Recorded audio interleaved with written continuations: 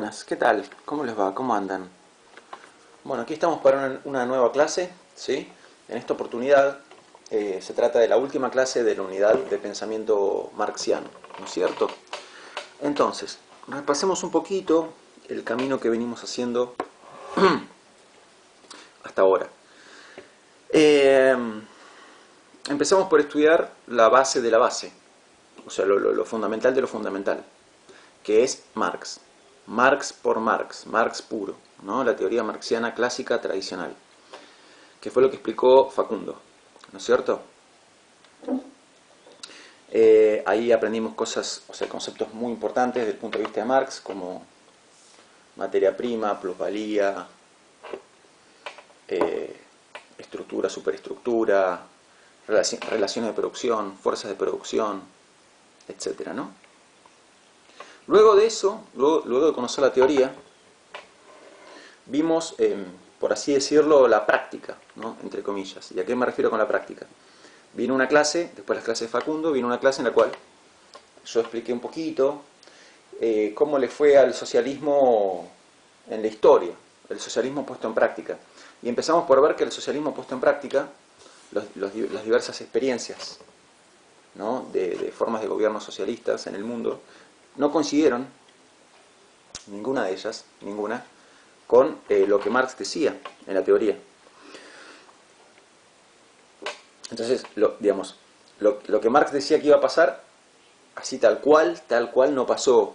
Y las diferentes formas de gobierno que se han llamado socialistas o que se siguen llamando socialistas, ninguna de ellas, en la práctica, ¿no? hace exactamente lo que Marx decía. Muchas veces ocurre que algo que empieza como socialismo o que se supone que apunta al socialismo termina siendo capitalismo de Estado, ¿no? Entonces termina siendo un sistema capitalista donde básicamente el Estado es dueño de muchas cosas, de casi todo. Pero en realidad Marx no creía en el Estado. Justamente para Marx en el verdadero socialismo no hay Estado. El Estado es innecesario, porque el Estado viene a ser la institución de instituciones, ¿no? Una institución que, a ver, digamos así, el Estado es lo que viene a regular las relaciones entre las personas. Pero si lo que tenemos es socialismo, entonces lo que tenemos son personas en quienes ya despertó la conciencia de clase. Y en personas en quienes ya despertó la conciencia de clase, no va a haber explotación. Entonces, al no haber explotación, nadie va a querer explotar a nadie. Si despertó la conciencia de clase en la mayor parte de la masa de la población, entonces ya no va a haber gente queriendo explotar a otra gente. Y los demás tampoco lo van a permitir, pero no lo van a permitir porque van a ser de ellos mismos no permitirlo. Entonces no va a hacer falta ningún tipo de regulación externa que vendría a ser el Estado, ¿no?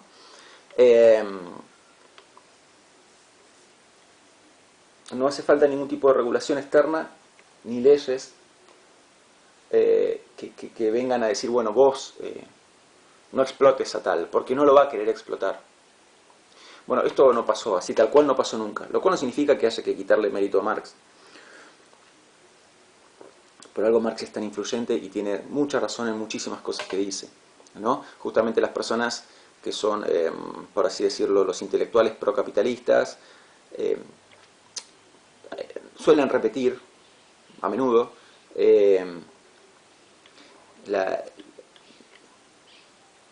la idea de que, bueno, lo que dijo Marx no se cumplió, así que el socialismo fracasó, era una teoría que no se cumplió en la realidad, así que hay que hacerlo a un lado.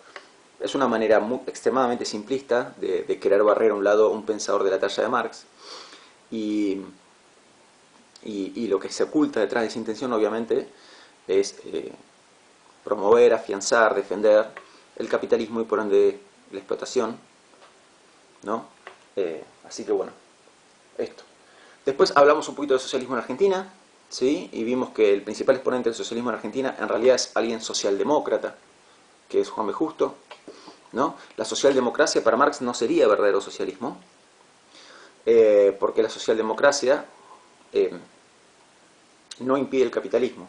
Lo que pasa es que la socialdemocracia lo que busca hacer es por un lado, no impedir el capitalismo. ¿Por qué no trata de impedirlo? Porque, digamos, querer frenar el capitalismo es querer frenar la democracia. Democracia y capitalismo van de la mano. La democracia es la cara política del capitalismo y el capitalismo es la cara económica de la democracia. Si el individuo tiene libertades, si el individuo es libre, entonces hay libre mercado. Es así, las dos cosas van de la mano, no se pueden separar. Entonces, como la socialdemocracia, como el mismo nombre lo dice, quiere democracia, quiere que haya libertad, entonces está obligada a permitir el capitalismo. Pero lo que hace la socialdemocracia es, digamos, tomar a su cargo la responsabilidad de que el capitalismo no produzca las consecuencias nefastas que conocemos de él. ¿Y a qué me refiero con consecuencias nefastas? A que, por ejemplo, una persona necesite comprar un medicamento para el cual no le alcanza, o que no le alcance para comprar el sustento, o que no le alcance para que sus hijos vayan a la escuela. Bueno, de hecho, ahí la socialdemocracia está a favor de la educación pública, obviamente, ¿no? Así que bueno, en eso consiste la socialdemocracia. Pero recuerden, la socialdemocracia no es verdadero socialismo para Marx, porque la socialdemocracia no propone la propiedad pública de los medios de producción, que para Marx es lo único que va a poner fin al capitalismo, a la explotación. Mientras los medios de producción sean propiedad privada, siempre va a haber explotación desde el punto de vista de Marx. Entonces ven que ven lo complicado que es el asunto. A continuación, hablamos del concepto de hermenéutica, ¿no? Yo les expliqué que el concepto de hermenéutica no es de Marx, es un concepto de la filosofía. El concepto de hermenéutica de la sospecha es un tipo muy especial de hermenéutica. Es el tipo de hermenéutica que ponen en práctica Freud, Marx y Nietzsche. Y en la clase siguiente empezamos a poner en práctica esa hermenéutica de la sospecha aplicada a, o sea, ya estoy hablando de la clase anterior, ¿no? Aplicada a el análisis de la escuela, del sistema educativo, de las políticas escolares, etc., ¿no? Y lo hicimos con McLaren. Hoy lo vamos a hacer con Bourdieu, ¿no? Con Bourdieu. Bourdieu ya es el último autor de esta unidad. Entonces, lo que vamos a hacer, lo que hace Bourdieu en este texto que tenemos, que se llama La escuela como fuerza conservadora, repito, lo que hace es justamente hacer una hermenéutica de la sospecha aplicada a la institución educativa y a todo lo que ocurre en la institución educativa, ¿no es cierto? Recordemos de paso que, para recordar unas cosas básicas de Marx, Marx nos va a hablar de que en toda sociedad tenemos una estructura y una superestructura, ¿no? Lo que está en la estructura es el sistema de producción, compuesto de fuerzas de producción y relaciones de producción. Y lo que está en la superestructura es todo lo demás. Todo lo demás. Todo lo demás, ¿incluye el sistema escolar? Claro, claro. Entonces la escuela sería parte de la superestructura. ¿Y qué nos dice Marx? Que la superestructura es un producto de la estructura. La superestructura es un producto de la estructura. Entonces todo lo que ocurre ahí arriba, en la superestructura, es producto de lo que pasa abajo. Entonces, si lo que pasa abajo es explotación capitalista, entonces todo lo que pase arriba, abajo, cuando digo abajo acá me refiero a la estructura, y cuando digo arriba me refiero a la superestructura. Entonces, si lo que hay abajo es explotación capitalista, todo lo que esté arriba va a tener como propósito, primero, va a ser acorde a la explotación capitalista, ¿no? Y va a tratar de justificar la explotación capitalista y mostrarlo como algo bueno, ¿no? ¿Por qué? Porque es hijo de. Todo lo que está en la superestructura es hijo de, producto de, efecto de, consecuencia de lo que hay en la estructura. Entonces, si en la estructura hay relaciones de explotación, todo lo que está en la superestructura va a tratar de justificar esas relaciones de explotación, ¿no? Entonces vamos a tener una forma de gobierno acorde a esas relaciones de explotación y que busque justificar esas relaciones de explotación, leyes acordes a esa explotación, filosofía acorde a esa explotación, arte acorde a esa explotación, religión acorde a esa explotación y un sistema escolar y políticas educativas acordes a esa explotación también, ¿no es cierto? Y eso es lo que nos vamos a poner a analizar en este mismo momento. Bien, entonces, seguimos. El texto de Bourdieu se llama La escuela como fuerza conservadora, ¿no? Entonces,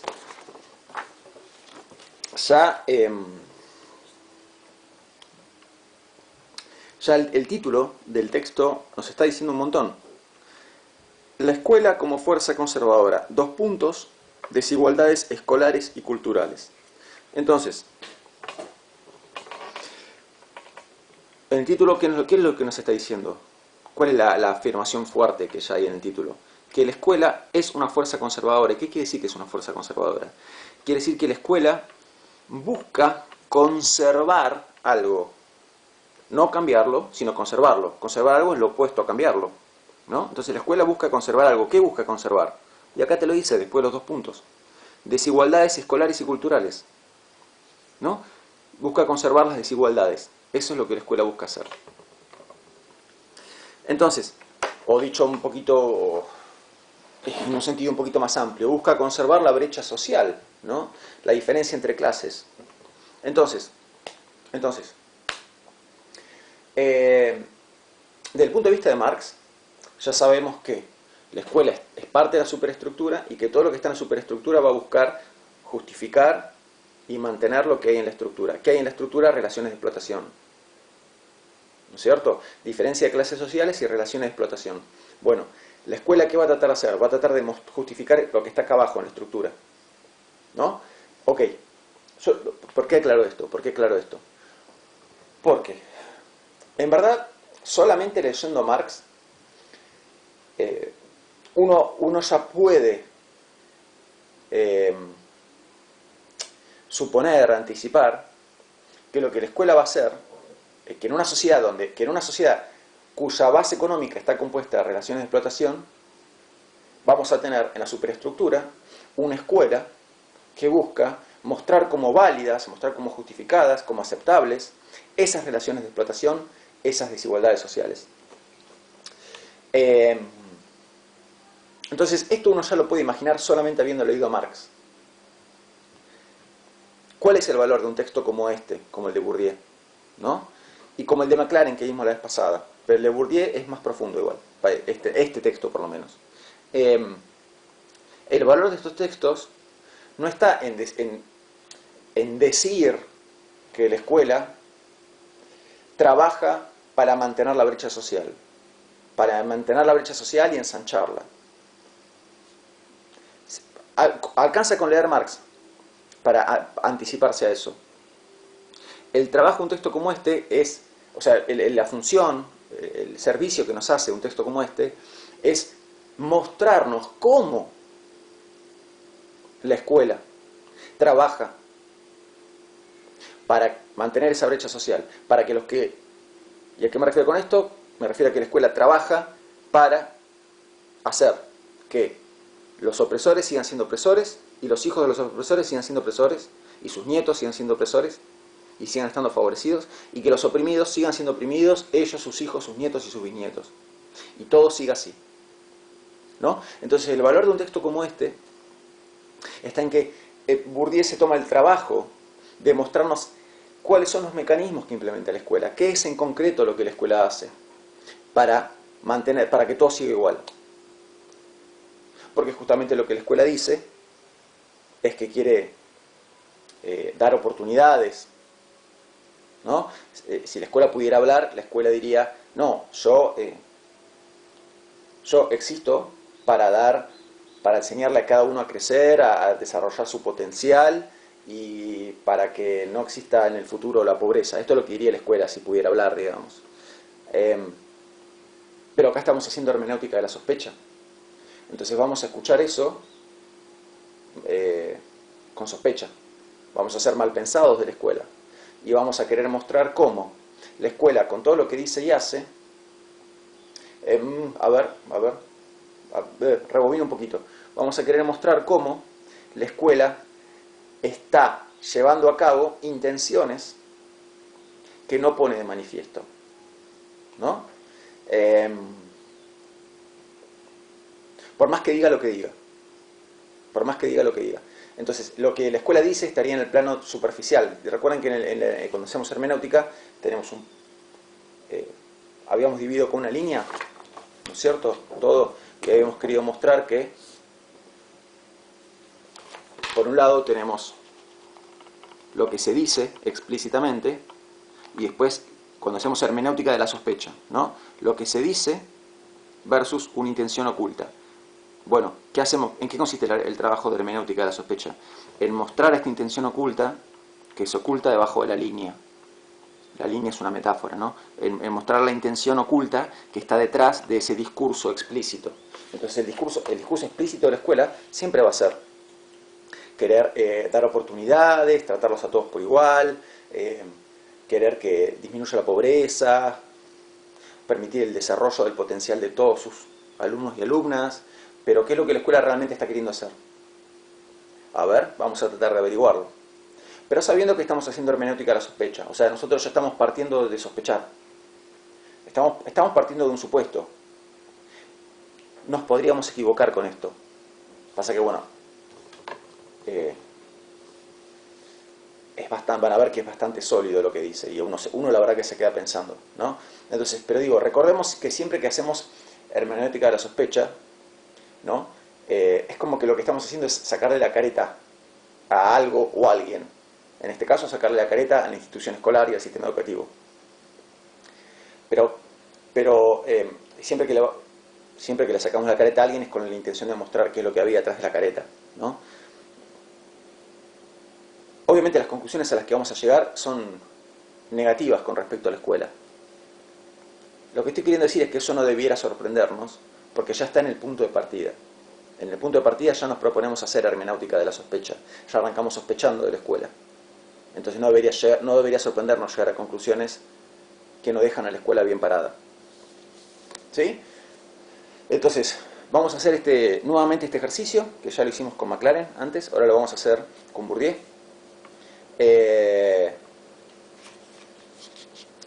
Y bueno, ya ponemos primera.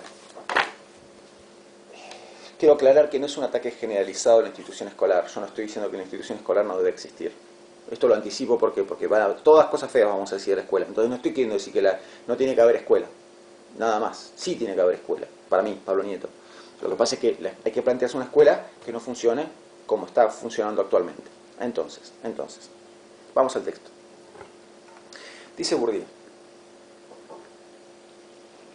probablemente es la inercia cultural la que, en términos de ideología escolar, todavía nos hace ver a la educación como fuerza liberadora. Entonces acá hay un primer llamado de atención. No tenemos que ver a la educación como... acá cuando él dice educación se está refiriendo a lo que llamábamos escolarización, en realidad, en el texto anterior, ¿no? Recuerden que en el texto anterior habíamos hecho una diferenciación entre educación y escolarización. Bueno, acá en realidad dice educación, pero se está refiriendo a la escolarización, ¿no? No pensemos que la escolarización es siempre una fuerza liberadora. Así que atención ahí, ojo. ¿Qué dice más abajo? Que la escolarización, dice la palabra educación, pero pensemos en escolarización. La escolarización es, de hecho, uno de los medios más efectivos para perpetuar el patrón social existente. ¿Cuál es el patrón social existente? La diferencia entre opresores y oprimidos. Ese es el patrón social que tenemos. Entonces, la escuela lo que hace es justificar eso, perpetuar y perpetuarlo. Perpetuarlo quiere decir conseguir que siga existiendo, ya que nos proporciona una aparente justificación de las desigualdades sociales. Entonces, lo que la escuela hace es proporcionarnos una justificación de esas desigualdades. Comentario aparte. ¿Ven cómo reaparece el término igualdad, desigualdad, que Marx no usa nunca? O sea, no lo usa nunca como parte de su teoría. Él no cree en la igualdad o desigualdad, lo habíamos dicho la vez pasada. Él lo que cree es que cada uno debe tener lo que necesita. No a todos lo mismo, sino a cada uno lo que necesita. Porque algunos necesitan más que otros. Entonces, por eso cada uno lo que necesita, no a todos lo mismo.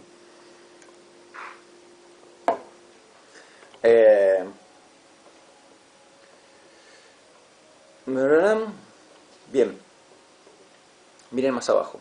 Bueno, aparece un término súper así fuerte. Procesos de eliminación, ¿no? Entonces, la escuela busca implementar procesos de eliminación. A ver, ya vamos a ver cómo. Está empezando a desenrollarse el ovillo, ¿sí? De lana. O sea, está empezando a aparecer todo. Tengamos un poquito de paciencia, ¿sí? Más abajo. Las oportunidades para tener acceso a la educación superior dependen de la selección directa o indirecta que varía en rigor con respecto a individuos de diferentes clases sociales a través de su vida escolar. Entonces, no todo el mundo va a tener las mismas oportunidades de acceso a la educación superior, a la educación que viene después de la secundaria, ¿no? ¿Por qué? Porque en general tienen más oportunidades de acceder. Es un hecho estadístico además, que cuanto más alta sea la clase social de la persona, o sea, más alta la clase social, no, vamos a expresarlo mejor, cuanto más alto sea el nivel socioeconómico de la persona, más chances tiene de ingresar a la educación superior y de terminar la educación superior. Esto como un dato estadístico lo está diciendo, ¿no? Como un dato estadístico. Lo que tenemos que contestarnos es ¿por qué? El dato estadístico es un hecho, que cuanto más alto sea el nivel socioeconómico de una persona, más chances tiene de entrar a la educación superior y de terminar la educación superior. Y a la inversa, cuanto más bajo sea el nivel socioeconómico, menos chances de entrar a la educación superior y de terminarla. Entonces, ahí está citando un dato estadístico. Tenemos que encontrar el por qué. Insisto, paciencia, ¿sí? Pero vamos poniendo las piezas sobre la mesa, de a poquito. Dice más abajo, necesitamos una descripción de los procesos objetivos que continuamente excluyen a los niños de las clases sociales menos privilegiadas. Es lo que yo les dije hace un rato. Necesitamos una descripción de cuáles son los procesos que generan estos resultados. Una observación más interesante, otra observación interesante más abajo.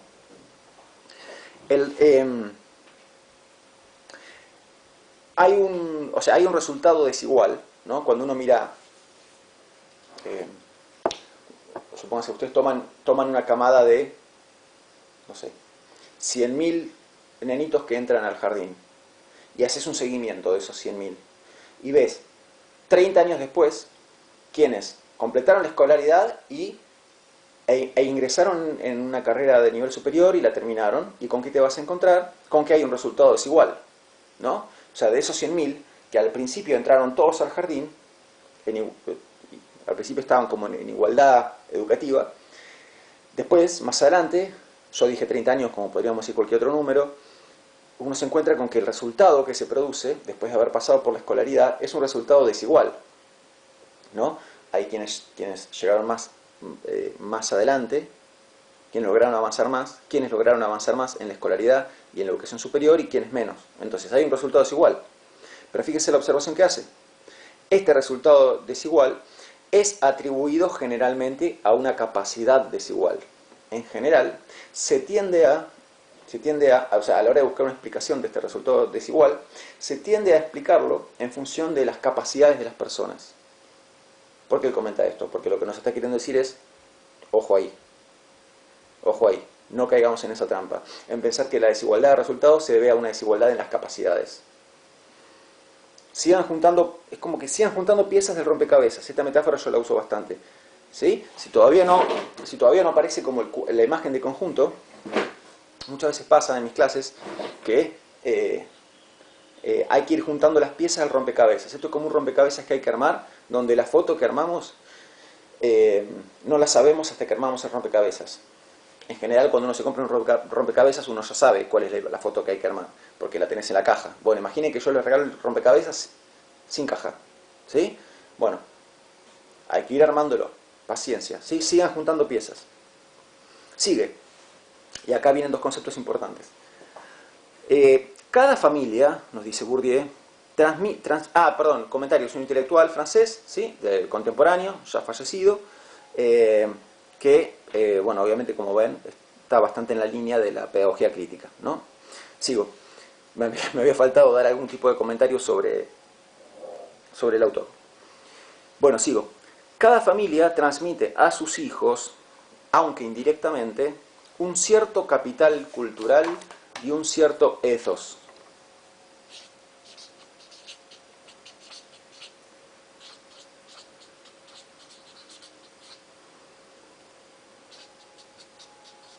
Ok, acá tenemos dos palabritas importantes, ¿sí? Capital cultural, ethos. Bueno, yo digo ethos así con esa Z, porque es una palabra griega, y bueno, tuve la suerte de poder hacer estudios de griego, es un idioma que me encanta, Si quieren le dicen ethos y no hay problema. Bien. Entonces, y a continuación nos explica a qué se refiere. Empieza por el ethos, ¿sí? El anterior, o sea, el ethos, ¿no? ¿Qué es el ethos? ¿Qué es el ethos? Es un sistema de valores, bueno, para la gente que tenga interés en pronunciar correctamente esta palabra griega, la TH en el griego se pronuncia como la TH en el inglés, o sea, como una Z, ¿sí? Entonces, esto se lee ethos. Bien. Decía, estábamos leyendo la definición de ethos. Es un sistema de valores implícitos, profundamente interiorizados, que, entre otras cosas, ayuda a definir actitudes hacia el capital cultural y hacia las instituciones educativas. Entonces, el ethos es un conjunto de actitudes. O sea,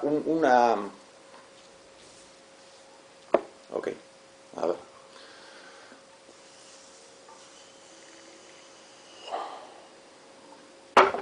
Un conjunto de actitudes hacia la educación, hacia la escuela, hacia el estudio,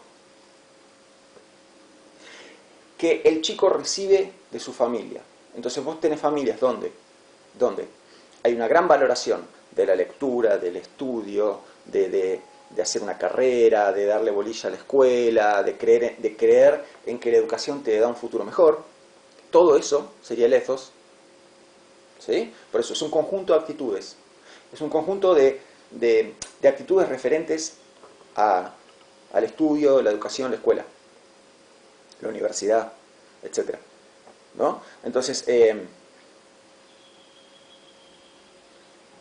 comprende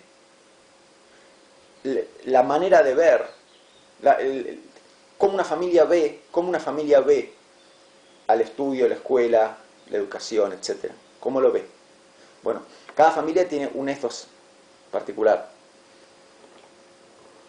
una actitud determinada hacia la escuela, el estudio, etc. Esta actitud que tiene la familia la transmite al hijo. Entonces, el ethos es un sistema de valores implícitos. El ethos en general, acá hay un punto importante, en general no se plantea explícitamente, ¿no? Sino que actúa desde lo implícito. Uno puede transmitir una creencia, una idea, desde lo explícito o desde lo implícito. En general se lo transmite más desde lo implícito, ¿no? Entonces, ¿qué sería transmitirte una idea explícitamente? Sería decirte, bueno, mirá, yo pienso que hay que creer en Dios. Pienso que existe un ser sobrenatural que es el creador de todas las cosas. Y es todopoderoso. Y me gustaría que vos creas en Él también, hijo, suponete. Esto sería transmitir explícitamente una creencia. Pero en general se la transmite implícitamente. Entonces, si yo, supongamos, antes de comer, hago una bendición de la comida y agradezco a Dios por la comida que está sobre la mesa, estoy transmitiendo implícitamente la creencia. Implícitamente. Porque estoy dando a entender que es gracias a Dios que tenemos la comida sobre la mesa. ¿No es cierto? Digo, para que vean dos maneras explícitas o implícitas de transmitir una creencia. Entonces, el ethos se transmite de la familia a los chicos implícitamente. Entonces, si los padres tienen mucha fe puesta en el estudio, la educación, etc., lo van a transmitir a los hijos implícitamente. Si tienen una más o menos fe, una fe regular, no tan grande en la educación, piensan que la educación sirve, pero bueno, hasta ahí nomás, esto lo van a transmitir al hijo. Y si piensan que la educación no sirve para nada, que el estudio no te lleva a ningún lado y que la escuela es completamente inútil, esto lo van a transmitir al hijo, pero siempre esta transmisión es implícita. ¿No? Y dentro del ethos se incluye también la actitud hacia el capital cultural. El capital cultural es el conjunto de conocimientos que tenés, básicamente.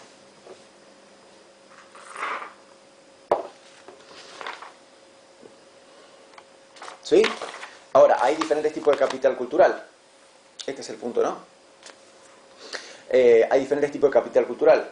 Un capital cultural puede ser, supóngase, saberse las capitales de Europa, saber 3 idiomas, qué sé yo. No sé, saber. Eso es un tipo de capital cultural. Más bien el capital. Decía, es más bien el capital. Saber, no sé, supóngase, jugar Estoy un poquito... A ver, voy a como un poquito a estereotipar, pero para que se entienda la idea, no porque mi intención sea estereotipar. Pero imagínense que, a ver, un tipo de capital cultural característico de la clase socioeconómica alta, insisto, voy a estereotipar, no estoy diciendo que esto sea necesariamente así, pero voy a estereotipar para que se entienda la idea. ¿Cuál sería un tipo de capital cultural propio de la clase socioeconómicamente alta? Saber más de un idioma, saber sobre países y geografía de Europa, saber ciertos deportes que no cualquiera puede practicar, porque son caros, como puede ser rugby, por ejemplo. Por dar un ejemplo, no estoy diciendo que si alguien juega rugby es alguien que necesariamente pertenece a la clase opresora. Estoy generando un estereotipo para que se entienda la idea. ¿Sí? Bien. Ahora, eso es un tipo de capital cultural. A ver, esperen si puedo agregar un ejemplo más. No sé, por ejemplo, saber, no sé, ciertas cosas sobre,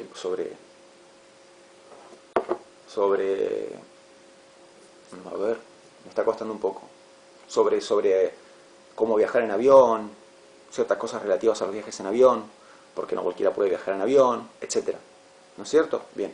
¿Y cuál sería un tipo de capital cultural de la clase trabajadora? Por ejemplo, saber qué colectivo tomarse para llegar a determinados lugares, saber cómo manejarse en determinadas circunstancias de la calle.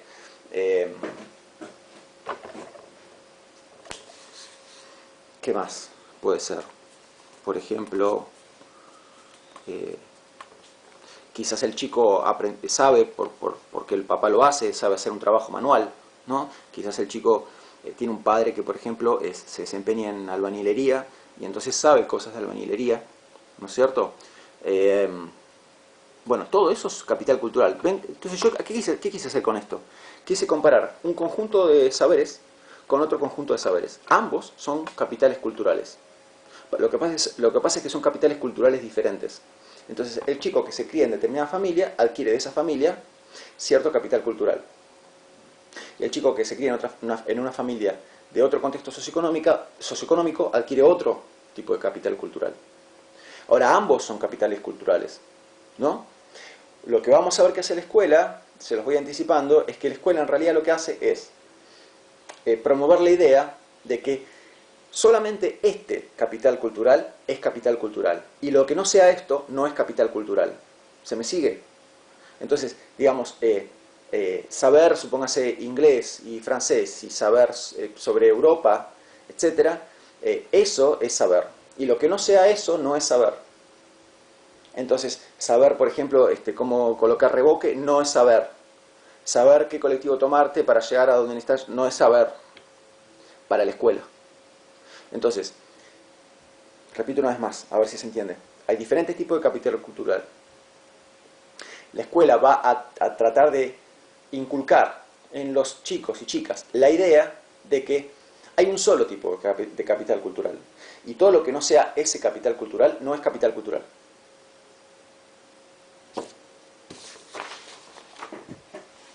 Bien, seguimos.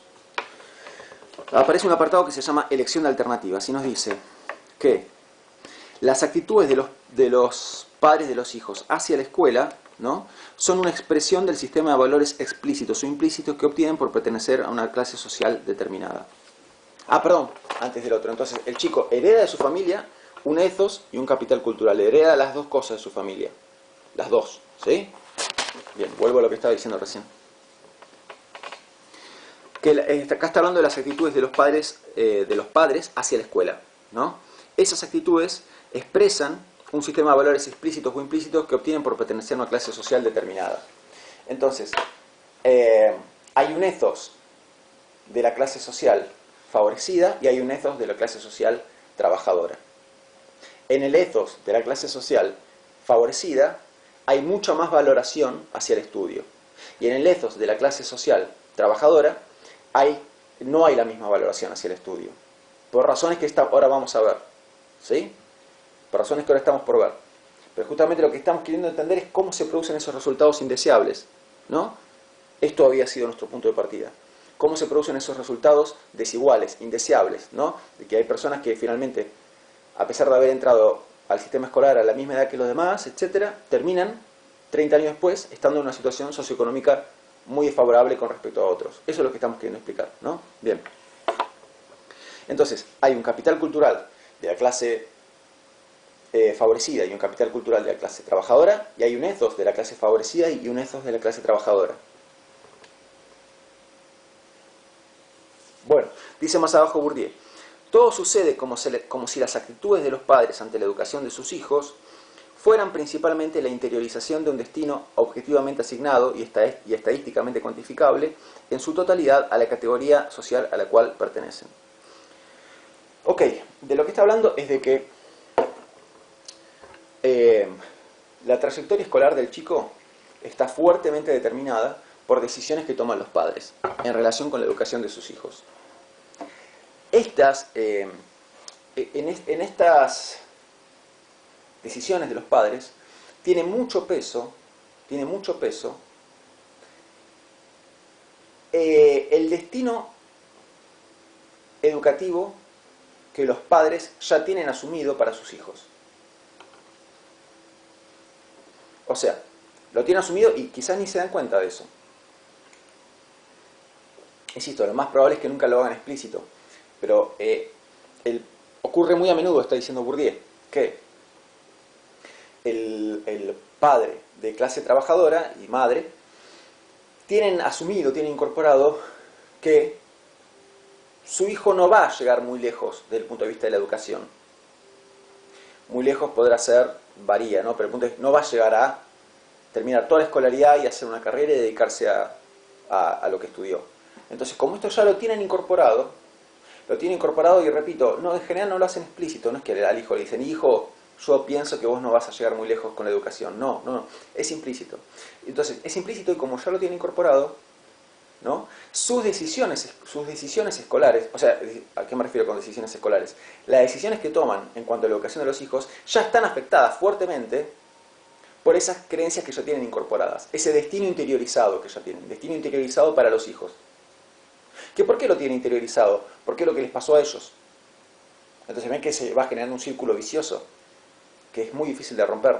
El círculo vicioso de que, como a mí la educación no me permitió ser, por ejemplo, un profesional, entonces creo que no te va a ser, creo que vos tampoco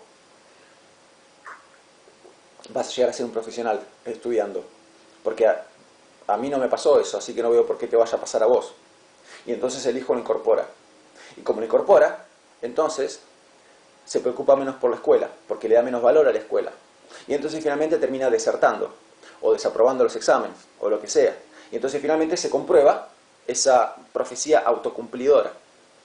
Y no llega a ser un profesional, pero porque ya absorbió de su padre esas decisiones, esas creencias, y su propia carrera escolar ya estuvo afectada por esas creencias. ¿Y después qué va a hacer? Y después a sus hijos les va a transmitir lo mismo. Y se va a repetir la historia. Y se va a repetir, y se va a repetir, y se va a repetir.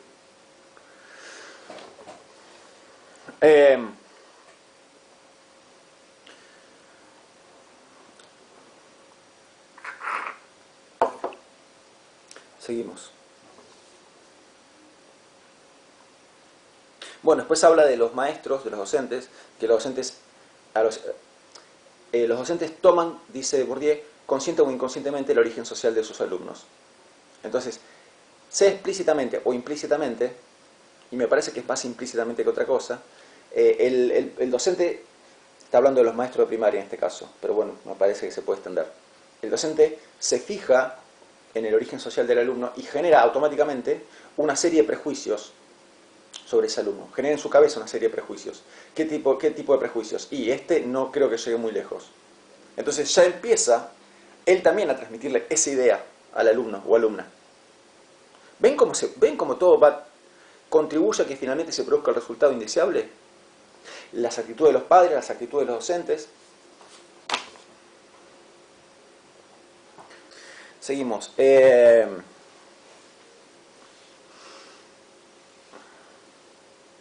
Después más adelante habla de, bueno, de cosas de las que ya venimos hablando, que es... está hablando acá, personas que se trabajan pueden... Y aunque estoy en la página 7, y aunque las personas de la clase trabajadora puedan desconocer las pocas probabilidades, 2%, de que sus hijos lleguen a la universidad, su conducta está basada en una evaluación empírica de las esperanzas reales comunes a todos los individuos de su grupo social. Entonces lo que está diciendo es, esta poca esperanza de los padres de que el hijo ingrese a la universidad y termine una carrera, tiene que ver con que cuando ellos miran alrededor, miran su entorno, ven que casi nadie llegó a eso. Entonces hay como una base aparentemente real para tener pocas esperanzas. Es como que hay evidencias suficientes para no tener esperanzas. Pero el punto de lo que estamos queriendo mostrar es que justamente entra en juego una especie de profecía autocumplidora. Esto es lo que tenemos que tener claro, ¿no? Y que si yo soy un padre de clase trabajadora y miro alrededor y miro los otros padres de mi generación, ¿cuántos lograron ingresar a la universidad y terminarla? Y veo que solamente es 1 de cada 50, o sea, un 2%, y por lo tanto tengo pocas esperanzas de que mi hijo logre eso, porque es una posibilidad entre 50. El punto es, ¿por qué en mi propia generación ya fue 1 entre 50? Porque en mi propia generación ya pesaba todo esto de lo que estamos hablando. Actitudes de los padres, actitudes de los maestros. Como ya había pocas esperanzas de que eso se lograra, finalmente no se logró. ¿Pero por qué? Porque esas pocas esperanzas determinaron la actitud de los padres. Entonces, como yo pienso ya de entrada, como padre, que esto no te va a llevar a nada, te transmito esto. Y vos terminás desvalorizando la escuela, como vos el chico, terminás desvalorizando la escuela, el chico, la chica. Y los maestros también te transmiten la idea de que no vas a llegar muy lejos. Y esto no porque los padres y los maestros sean personas malvadas, maquiavélicas, sino porque porque todo esto es implícito, entra en juego implícitamente. ¿Por qué hacemos hermenéutica a la sospecha? Porque hay que... esto muchas veces pasa desapercibido. Entonces hay que abrir la caja, hay que desmantelar todo para que se vea lo que está ahí. Tomar conciencia de eso. Y esto es lo que yo quiero como docente con ustedes, que tomen conciencia de eso. Bueno, sigo. Los niños de la clase trabajadora, dice Bourdieu, están doblemente en desventaja respecto a su facilidad para asimilar cultura y su propensión para adquirirla. O sea, tienen una doble desventaja en la educación. Les cuesta más asimilar cultura. ¿Por qué? Porque la escuela pide de ellos un tipo de cultura que no es el tipo... La escuela pide de ellos un capital cultural que no es el que su familia les dio. Entonces, en la escuela, ¿de qué van a hablar? ¿De cómo colocar reboque? No. Van a hablar de capitales del mundo, de cómo hacer una regla de 3 simple, de conjugar verbos, van a aprender inglés. Entonces, el capital cultural con el que viene a la escuela es otro. Entonces está en desventaja. Está en desventaja. Porque la escuela supone en él, asume que él tiene un tipo de capital cultural que no es el que tiene. Entonces está en desventaja con eso. Pero aparte está en desventaja con otra cosa. Su propensión, dice acá, para adquirir cultura. O sea, su deseo de adquirir cultura. Su buena disposición para adquirir cultura. ¿Por qué? Porque está hablando de estas dos cosas, del capital cultural y del ethos. El chico está doblemente en desventaja, ¿por qué? Porque no trae de su familia ese capital cultural que la escuela le pide, ese capital cultural básico, ¿no? Esos conocimientos previos que la escuela pide en los alumnos, él no lo tiene porque adquirió otro tipo de capital cultural de su familia. Y tampoco tiene el ethos que la escuela pide de él. O sea, ¿qué pide la escuela del chico o chica? Que valore la educación, que le dé importancia a la educación. Y eso él no lo recibió de su familia. Él o ella no lo recibió de su familia. Entonces, esto pone al chico o chica en una doble desventaja.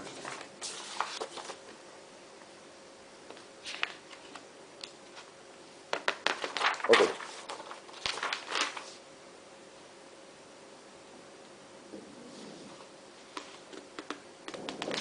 Seguimos.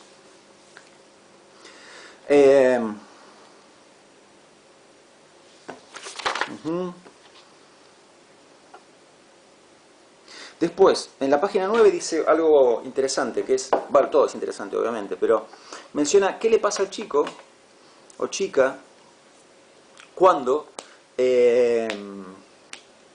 manifiesta en algún momento, imaginemos un chico o chica de clase trabajadora, ¿sí? Supóngase de, no sé, de 13, 14 años, que está entrando en la secundaria y manifiesta que cuando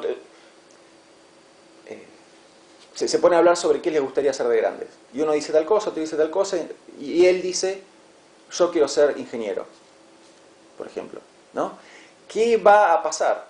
¿Qué es lo que probablemente pase? Dice, o sea, cómo se va a comportar su propio grupo social en relación con esa ambición que él acaba de manifestar, o ella acaba de manifestar. Van a tratar de desilusionarlo, van a tender a desilusionarlo, ¿no? Dice, la influencia de grupos semejantes tienden a desilusionar ambiciones vistas como excesivas. Van a buscar desilusionarlo porque le van a querer decir, es excesivo lo que vos querés. Te fuiste al demonio. Estás soñando con algo que nunca se va a cumplir. Ven como todo colabora para generar el resultado indeseable. Entonces, su propio grupo social va a tratar de desilusionarlo, va a tratar de meterle en la cabeza que su ambición es excesiva. Y siempre algo sospechosas que sugieren un rechazo de los orígenes sociales del individuo.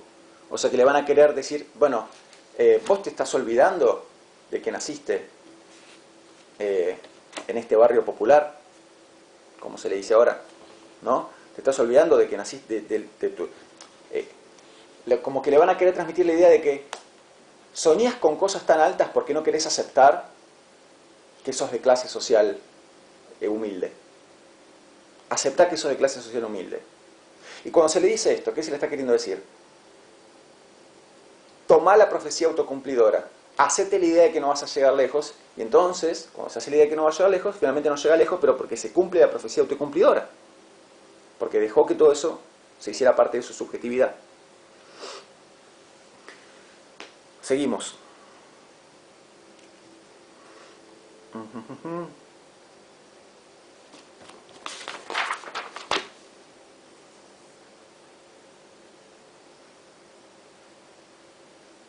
Bueno, entonces, vamos viendo cómo de a poco esas... a ver. Vuelvo a la metáfora de 100.000 chicos que entran al jardín de infantes, ¿no? Porque esos 100.000 chicos que entran al jardín de infantes, 30 años después, de esos 100.000 tenés apenas un puñado que completaron la educación superior, algunos más que completaron la secundaria, algunos más que completaron la primaria y muchos que no lograron completar la escolaridad. Bueno, ¿por qué? Entonces fíjense que lo que pasó en el medio fue que esas desigualdades socioeconómicas se convirtieron en desigualdades educativas. Al principio no había desigualdades educativas. Todos y todas empezaron en el jardín de infantes a los 3 años. Entonces al principio las desigualdades eran solamente socioeconómicas, pero esas desigualdades socioeconómicas se terminan convirtiendo en desigualdades educativas. ¿Por qué? Por todas estas cosas que estamos diciendo, en las cuales la escuela colabora mucho.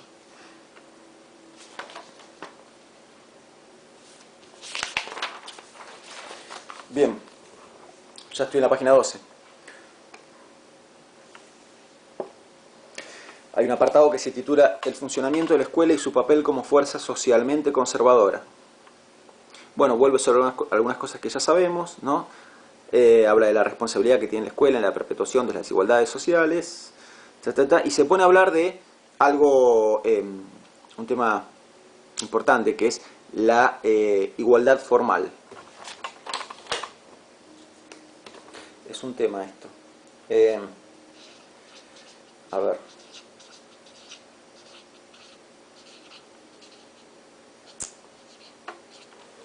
Igualdad formal. Entonces, ¿qué dice la igualdad formal? Dice, la igualdad formal a la que está, o sea, igualdad formal quiere decir que, en principio, o sea, en las formas, en la teoría, en los papeles, ¿no? El sistema educativo trata por igual a todos. Entonces, todo el mundo se puede anotar en el jardín de infantes, todo el mundo se puede anotar en la primaria, todo el mundo se puede anotar en la secundaria, todo el mundo se puede anotar en el nivel superior, y es todo gratuito.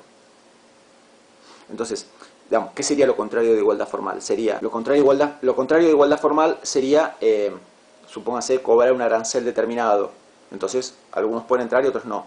Y ahí ya no hay más igualdad formal. Pero, digamos, en las formas, en los papeles, en la teoría, hay igualdad formal. En la teoría,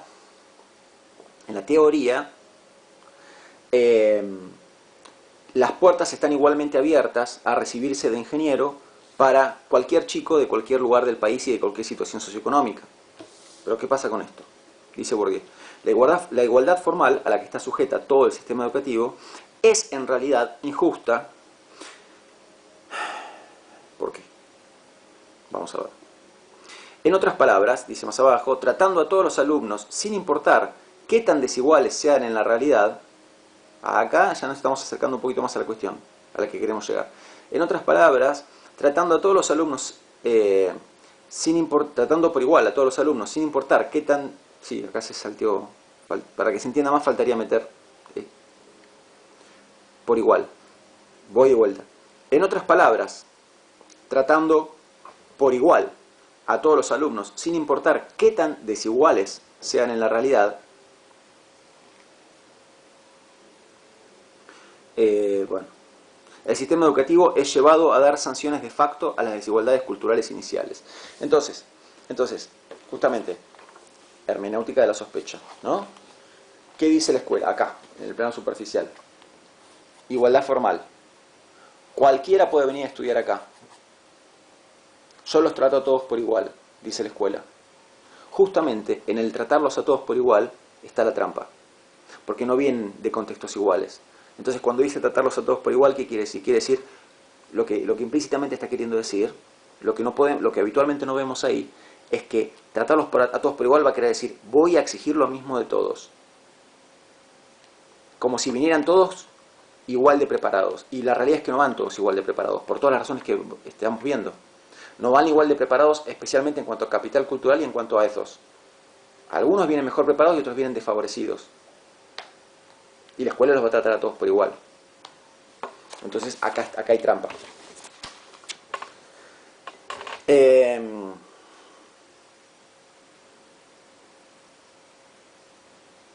O sea que, a ver, bueno, esperen, avanzo más. Más abajo dice que sería lo deseable, ¿no? En oposición a una pedagogía realmente racional y universal, que inicialmente no toma nada como dado, o sea, ¿qué tendría que hacer la escuela? La escuela no tendría que tomar nada como dado. O sea, asumir que algo está dado, quiere decir, yo asumo que ya está dado que si estamos empezando la secundaria, saben la diferencia entre sujeto y predicado, qué sé yo, por dar un ejemplo. Pero justamente ahí está la trampa, ¿no? En suponer que ya está dado cierto capital cultural y está dado cierto ethos, cuando justamente no es así. Hay una intención maligna, digamos, ahí de la escuela. Hay una intención, la intención oculta ahí es perjudicar a unos y favorecer a otros. Entonces, no hay que tomar nada como dado, no hay que asumir nada. En oposición a una pedagogía realmente racional y universal, que inicialmente no toma nada como dado, en la que no se contaría como adquirido lo que algunos, y solo algunos de los alumnos en cuestión hayan heredado, entonces ese capital cultural y ese ethos, solo algunos lo tienen heredado, otros no, sino que haría todas las cosas para todos y estaría organizado con la meta explícita de proporcionar a todos los medios para adquirir aquello que, aunque aparentemente sea un don natural, es solo dado a los niños de las clases educadas. Entonces, ¿qué está diciendo acá? Está diciendo que una escuela, la escuela que queremos, digamos, la escuela que realmente queremos, la escuela que deseamos, es una escuela que no asuma nada de entrada, y que aquellos que vengan con que no ingresen o sea, que no vengan al aula con las mismas cosas que otros, o sea, le hace que vengan con un capital cultural que no lo favorece en la escuela, y con un ethos que no lo favorece en la escuela, porque, por ejemplo, entran en la secundaria sin saber la diferencia entre sujeto y predicado. Entonces, ¿qué hay que hacer? Hay que justamente darles eso que no traen. Esto es lo que debería hacer la escuela. Dice Bourdieu. ¿Sí? Entonces, claro, está bien. Lo que estoy diciendo es, supónganse, qué sé yo, si yo soy un docente de, no sé, química, y quiero enseñar qué son las uniones covalentes. Bueno, para eso hay que saber previamente que es un átomo. Entonces yo acá tengo dos opciones.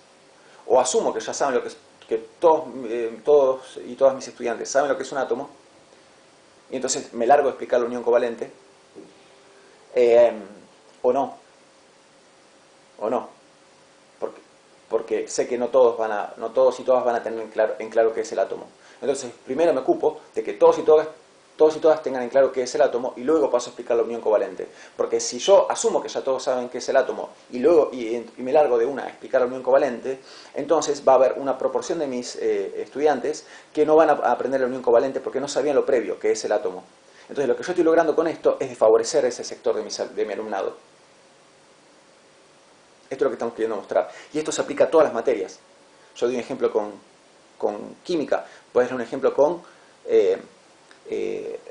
lengua, supónganse. Entonces, yo quiero explicar el predicativo subjetivo no obligatorio. Por ejemplo, tema de hoy, predicativo subjetivo no obligatorio. Y lo anoto en el pizarrón. Pero para saber eso ya tenéis que saber la diferencia entre sujeto y predicado. Y si no saben la diferencia entre sujeto y predicado, no van a aprender qué es el predicativo subjetivo no obligatorio. Entonces, una de dos. Yo o ya asumo que saben todos y todas que es el sujeto y predicado, o no, y me ocupo de que sepan lo que es el sujeto y predicado, todos aquellos que no lo sepan, y luego me largo a explicar qué es el predicativo subjetivo no obligatorio. A eso es lo que hay que hacer. Porque si no hago eso, entonces lo único que estoy haciendo yo es seleccionar a los alumnos y alumnas. Implícitamente, porque yo no lo señalé y dije, hey, vos y vos, que no adquirieron de sus familias este capital cultural, ya están desaprobados. No es eso lo que estaría haciendo en este caso. Eso sería solo explícitamente. Esto se hace implícitamente.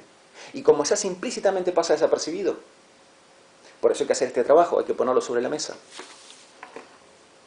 En educación física también, ¿eh? Porque vos podés arrancar un curso de educación física suponiendo que, hey, el rol adelante, estos ya lo saben. Así que como ya saben el rol adelante, clase de hoy, rol atrás. Que es más difícil que el rol adelante.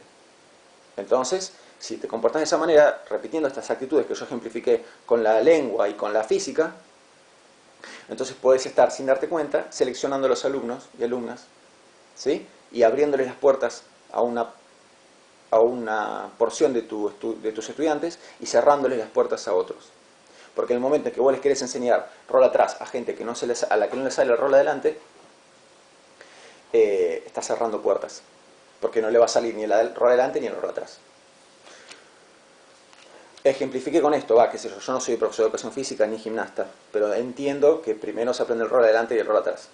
Espero que el ejemplo haya estado bien dado, si no, pido perdón y busquen un ejemplo que sirva dentro del ámbito del deporte y seguramente lo van a encontrar, ¿no es cierto? Bien. Ojo, es un tema que se plantea mucho en natación también, porque se dice que natación, supóngase en un primer año de natación, tiene que aprender, supóngase, mínimo rol y espalda, o rol, espalda y pecho. ¿Y qué pasa si tenés un primer año de gente que no sabe, un 30% que no saben flotar ni siquiera? Y entonces, bueno, y entonces aparece otro problema, porque uno acá, ¿qué habría que decir desde el punto de vista de Bourdieu? Primero hay que enseñarles a flotar, después hay que enseñarles cosas básicas de nadar, después vamos con el crawl, después vamos con el, si antes dije roll, perdón, o sea, cuando estoy hablando de natación me refiero al crawl. Estoy hablando muy rápido y capaz que cambio las palabras, ¿sí? A lo que estoy queriendo llegar ahora es a lo siguiente.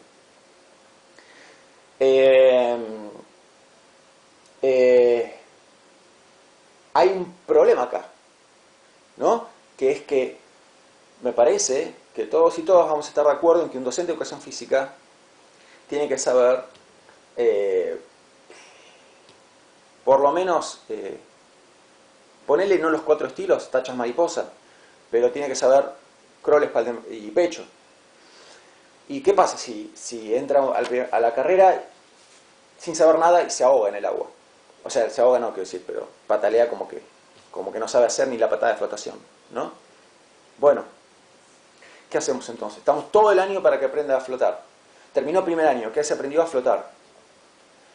Y usamos entonces el segundo año para que aprenda a crawl.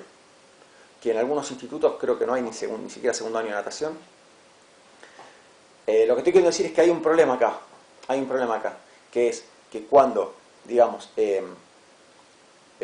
arrancamos dando... Estoy queriendo como mostrarles un poquito la otra cara, ¿no? Ya que hablé mucho de Bourdieu, y Bourdieu lo que dice es que hay que arrancar asegurándose de que la base esté siempre. ¿Qué pasa cuando el tiempo no alcanza para dar la base y más que la base? Porque siempre uno como docente no quiere solo la base. Uno quiere la base más ciertas cosas. Si la base ya está, genial, vamos directamente a esas cosas a las que queremos ir. Bueno, pero ¿qué pasa cuando, digamos, es como una pregunta para quedarse pensando, porque es un tema complicado, ¿no? ¿Y qué pasa si estamos todo el año trabajando con la base, nada más que la base? Bueno, es un problema, ¿no? Digo, para mí sería más fácil cerrar toda esta clase hablando nada más que de Bourdieu, pero quiero que vean que hay otra cara que es complicada, que es que consiste en decir, bueno, ok, acepto esto y es verdad lo que dice Bourdieu, entonces hay que arrancar asegurándose que la base esté, pero ¿cómo hago para cumplir con eso y a la vez cumplir con ciertos objetivos que me puse? ¿Podemos negociar un poquito esos objetivos? ¿Recortar algunos, sacar algunos? Sí, pero tampoco tanto y quedarnos solamente con la base. Y que el chico termine natación de primer año solamente sabiendo flotar, y gimnasia de primer año solamente sabiendo el rol adelante, y no sé, y así con todas las materias, ¿no? Es un problema nada más. Estoy queriendo tener la honestidad de poner este problema también sobre la mesa, ¿no es cierto? Bueno, sigo con Bourdieu.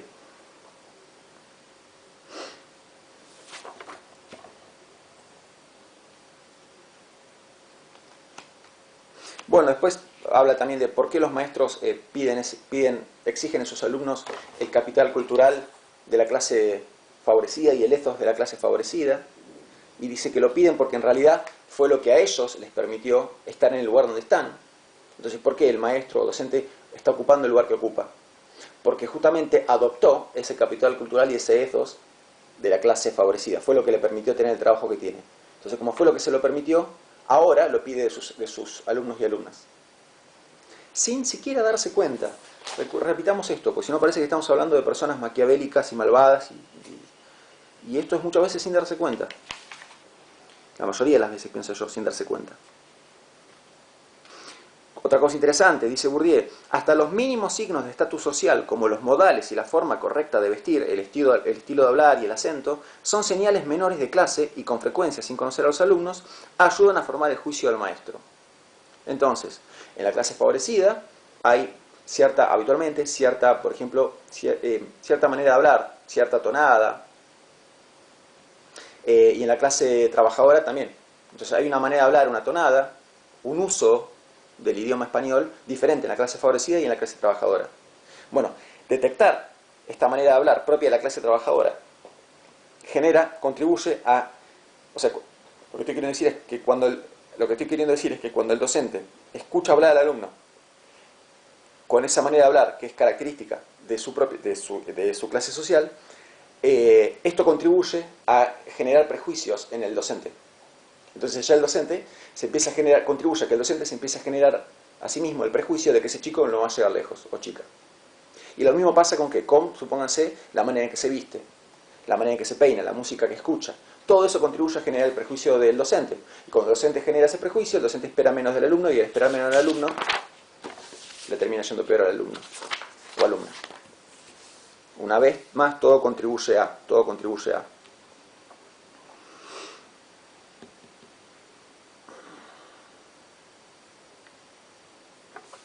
Bien, sigue hablando bueno, por eso. Después también lo mismo pasa con el léxico, si el léxico, las palabras que se usan, cómo llamamos a cada cosa, la sintaxis, la manera de armar las oraciones, ¿no? El docente presta atención a todo esto y así va generando sus prejuicios. Después habla del tema de evaluación, habla de que los exámenes, los típicos exámenes de preguntas a desarrollar, o sea, para hacer bien un examen de preguntas a desarrollar, hace falta tener un buen dominio de la lengua escrita.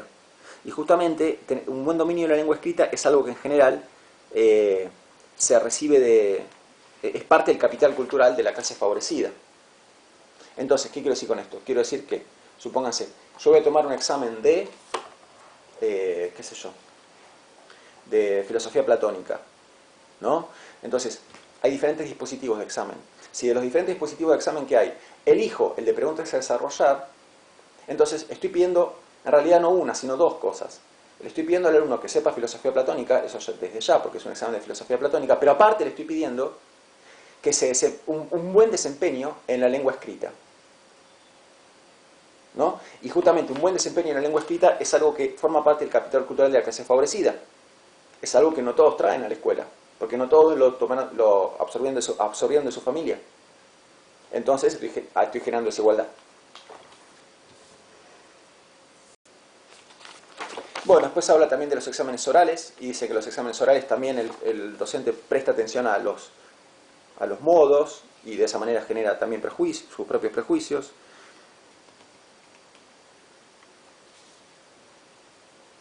Dice acá, ya en la página 17, que la escuela convierte las desigualdades de facto en desigualdades de iure.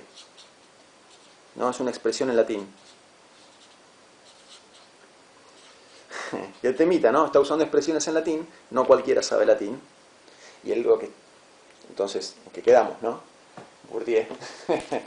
Si estamos hablando de que suponer ciertos saberes previos es una manera de favorecer a unos y perjudicar a otros, ¿por qué usas expresiones en latín sin ponerte a explicar lo que significan? Bueno, de facto significa de hecho, de iure significa de derecho, ¿no? Entonces, una desigualdad de hecho es una desigualdad que está dada. Supónganse, tal chico vive en tal barrio pudiente con calefacción y aire acondicionado en la casa, supónganse. Tal otro chico vive en una vivienda donde tenés 9 personas en un espacio muy chiquito, sin calefacción ni aire acondicionado. Eso es una diferencia de hecho. ¿Qué es una diferencia de derecho? De iure. De iure. Una diferencia de iure, la J en latín se pronuncia como I, ¿sí?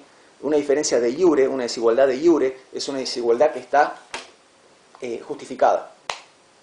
Justificada, que tiene supuestamente una razón de ser, una justificación, ¿no? Entonces, ¿qué sería una desigualdad de iure? Sería una a ver, por ejemplo, ¿por qué un ingeniero cobra por una hora de trabajo lo que un obrero cobra por todo un día de trabajo al rayo del sol, supónganse? Bueno, porque para hacer lo que hace el ingeniero hay que estudiar. Entonces ahí tenés una desigualdad de iure, o sea, una desigualdad con una justificación, que es que por qué él merece cobrar más, trabajando menos y en mejores condiciones laborales. Porque estudió para eso. Estudió. Entonces corresponde. Bueno, acá hay trampa también. ¿Por qué? Porque justamente lo que la escuela busca promover esto. Promover aceptación de las desigualdades. Las desigualdades de iure son desigualdades aceptadas, que no deberían aceptarse. Pero existe una justificación. Entonces la escuela contribuye a esa justificación. ¿Por qué? Porque la escuela, con su igualdad formal, dice: yo les di las mismas oportunidades a todo el mundo. Si no todo el mundo llegó, será por culpa de cada uno. Entonces quedan justificadas esas desigualdades. Pero fíjense, esas desigualdades estaban desde el punto de partida, porque entraron, todos los 100.000 chicos entraron al jardín de infantes, digamos, en igualdad educativa, pero en desigualdad de facto. Y lo que 30 años después, ¿qué hace la escuela? Logró convertir esas desigualdades. 30 años después, decía yo, la escuela logró convertir esas desigualdades de facto en desigualdades de iure. ¿No? Logró que ese chico que estaba en una situación socioeconómica desfavorecida al ingresar al jardín de infantes, 30 años después esté en una situación, siga siendo socioeconómicamente desfavorecida su situación, pero es socioeconómicamente desfavorecida con justificación. Y el que estaba socioeconómicamente bien, socioeconómicamente favorecido, 30 años después sigue socioeconómicamente favorecido, pero con justificación. Ahora es ingeniero. ¿Me entienden? Y la escuela contribuyó a eso. ¿Cómo? Diciendo, yo les di las mismas oportunidades, y el que llegó, llegó por mérito propio, y el que no llegó, no llegó por culpa propia. Que justamente no es así, es lo que estamos queriendo mostrar.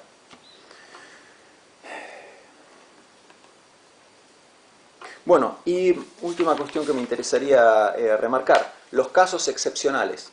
¿Por qué? Porque aparece cada tanto un caso de, por ejemplo, un hijo de cartonero que se recibe de ingeniero. Entonces, ¿qué hace la escuela con esos casos excepcionales? Justamente la escuela, el sistema educativo, hasta los políticos, salen desesperadamente a buscar esos casos excepcionales. ¿Por qué?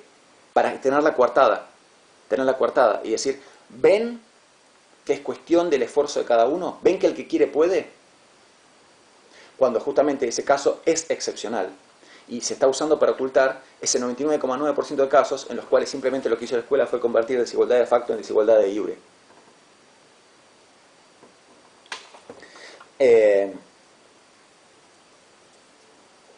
El resultado excepcional de unos cuantos individuos que escapan al destino colectivo de su clase aparentemente justifica la selección educativa y hace verosímil el mito, verosímil quiere decir creíble, hace verosímil el mito de que la escuela es una fuerza liberadora, dando la impresión de que el éxito es exclusivamente una cuestión de talento y trabajo. La escuela no es liberadora, la escuela es conservadora.